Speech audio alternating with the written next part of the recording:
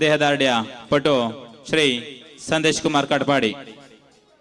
ಇವರು ಪ್ರಸ್ತುತ ಕಟಪಾಡಿಯ ವಜ್ರ ಜಿಮ್ನಲ್ಲಿ ಪ್ರಮೋದ್ ಕೋಟ್ಯಾನ್ ಹಾಗೂ ರಕ್ಷಿತ್ ಕೋಟ್ಯಾನ್ ಇವರಿಂದ ತರಬೇತಿ ಪಡೆಯುತ್ತಿದ್ದಾರೆ.